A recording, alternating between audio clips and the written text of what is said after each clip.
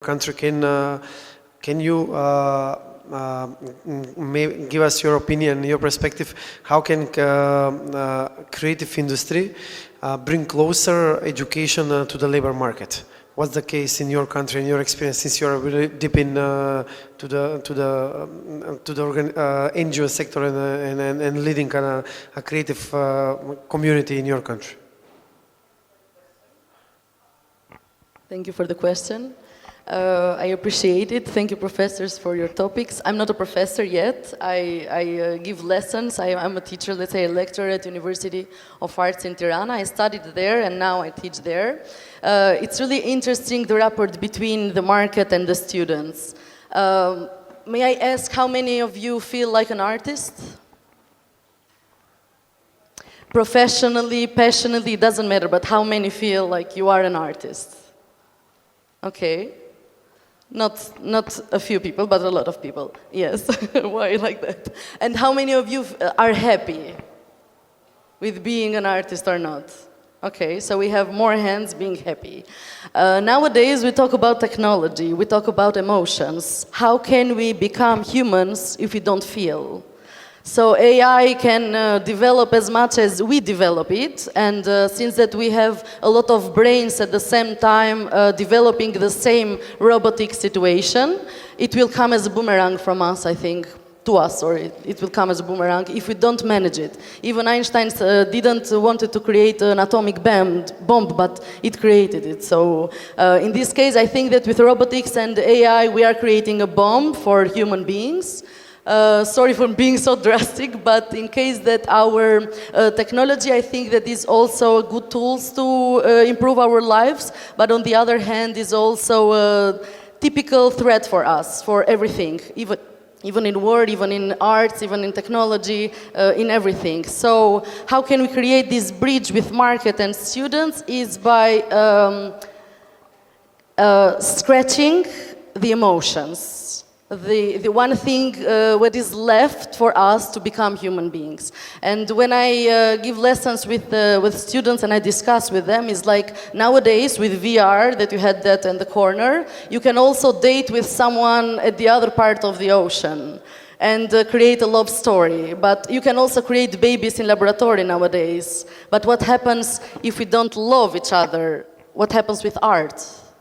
Art is an impression of our love or hate at the same time, but it's a fine line between both. So if we don't feel emotions, what can we bring on the table as an art?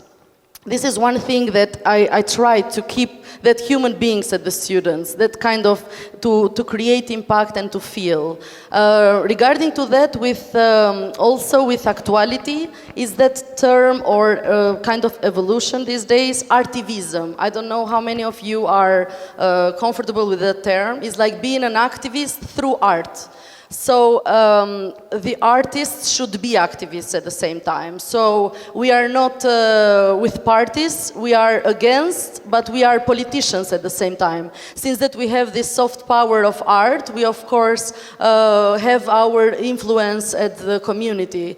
So with art we can create or destroy walls or AI and different other topics. Mobility is another thing that we can inspire the students. It's like coming here to North Macedonia or going to Albania or going to Porto or going wherever in the world. I mean physically it's better because even when you eat something you can discuss with someone. When you are in a breaking room in Zoom you can't discuss. Everyone is doing their things in parallel, so it's not the same thing. Even with concerts it's not the same thing because when you talk about creative industries it's not only gaming, it's not only AI, it's not ChatGPT only, it's theater, it's music, it's sculpture, it's installation, different kind of disciplines of art. So we should create this kind of bridges and also to open our minds what happens in another country. For example, in Albania we organize the Festival of Street Performers, which involves heritage, to promote the heritage and the history and architecture through street art. But it's not only street art with murals and graffiti, but multidisciplinary arts. And I've have been in Santa Maria de Feira for an exchange, and it helps me a lot. So this kind of exchange between students and between also lectures to open their mind and to see what others do, not to copy-paste, but also to get inspired and create something bigger, and also to create bridges of communication, not barriers with each other. Nowadays, it's very difficult because we are in a lack of communication, I think. Design, as you mentioned, is communication. Art is communication. But we are in a lack of it because we speak different languages.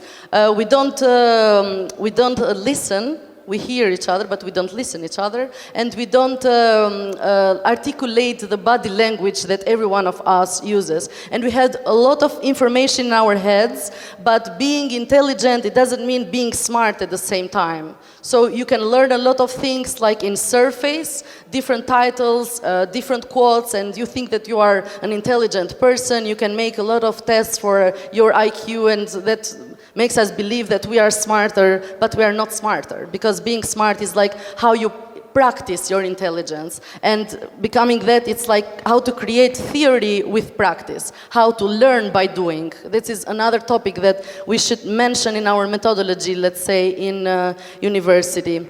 And this kind of a lot of information that we have nowadays, to become smart is like to select what kind of information do you need.